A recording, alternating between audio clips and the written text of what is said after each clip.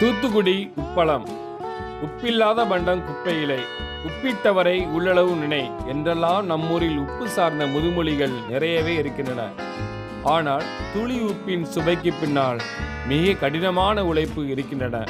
இந்தியாவில் குஜராத்துக்கு அடுத்தபடியாக உப்பு உற்பத்தி அதிகமாக செய்யப்படும் நகரம் தமிழகத்தின் கடலோர மாவட்டமான தூத்துக்குடியில்தான். தமிழகத்தில் தூத்துக்குடி, மரக்காணம், வேதாரண்யம் ஆகிய பகுதிகளில் உப்பளங்கள் உள்ளன. இவற்றிலும் தூத்துக்குடியில்தான் மிக அதிக அளவு உப்பு உற்பத்தி செய்யப்படுகிறது. உப்பானது ஆவியாதல் மூலம் கடல் நீரிலிருந்து பெறப்படுகிறது. கடல் நீரை பாத்திகளில் தேக்கி சூரிய ஒளியில் காய விடுவார்கள். கடல் நீர் வெப்பம் காரணமாக நீர் ஆவியாகிவிடும். அடியில் உப்பு படிவுகளாக படிந்துவிடும். இந்த உப்பு படிவுகளை கொண்ட பாத்திகள் உப்பளங்கள் என்ற பெயரில் அழைக்கப்படுகின்றன.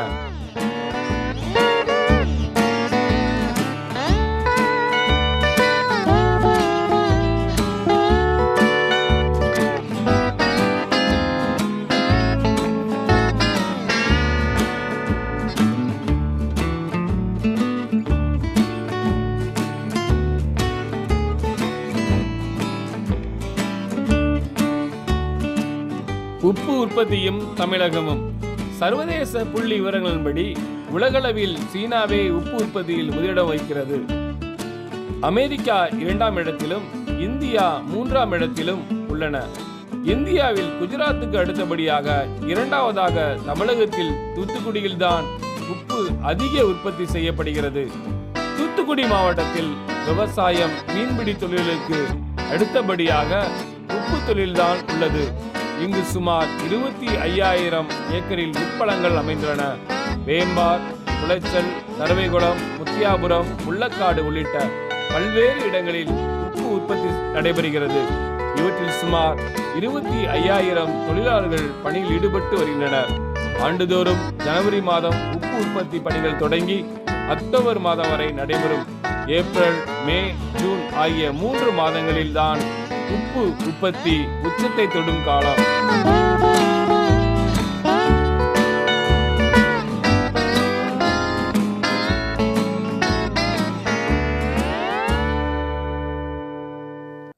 தமிழகத்தில் சராசரியாக ஒரு ஆண்டுக்கு 25 லட்சம் டன் உப்பு உற்பத்தி செய்யப்படுகிறது.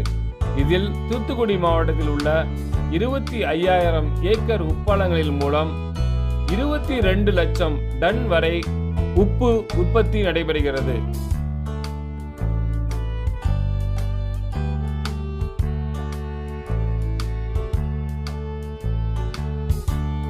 கடல் நீரிலிருந்து உப்பு தயாரித்தலுக்கு பொதுவாக 2 வகையான பாத்திகள் பயன்படுத்தப்படுகின்றன.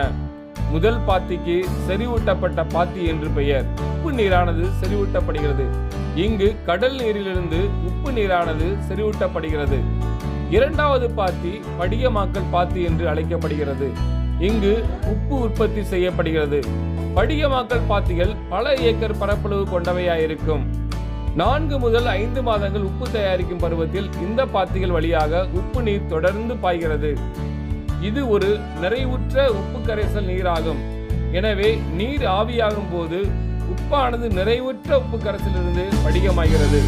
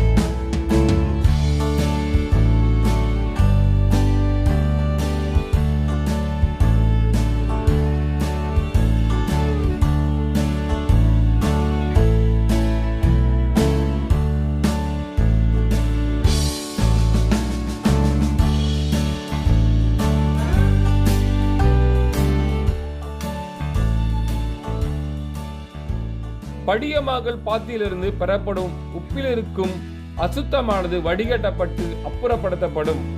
இயந்திரங்களின் உதவியால் அரைத்து அயோடின் கலந்து கல்வுப்பு, பிரீப்ளோ எனப்படும் தூளுப்பு வகைகளாக சிறு பைகளில் அடைத்து விற்பனை செய்ய அனுப்பப்படுகிறது. தூத்துக்குடி மாவட்டத்தில் சிறு குறு தொழில் நிறுவனங்கள் முதல் பெரிய நிறுவனங்கள் வரை உப்பு உற்பத்தியில் ஈடுபட்டு வருகின்றன. அதே நேரத்தில் சில பகுதிகளில் தற்போது குடிசை தொழிலாகவும் நடைபெற்று வருகிறது.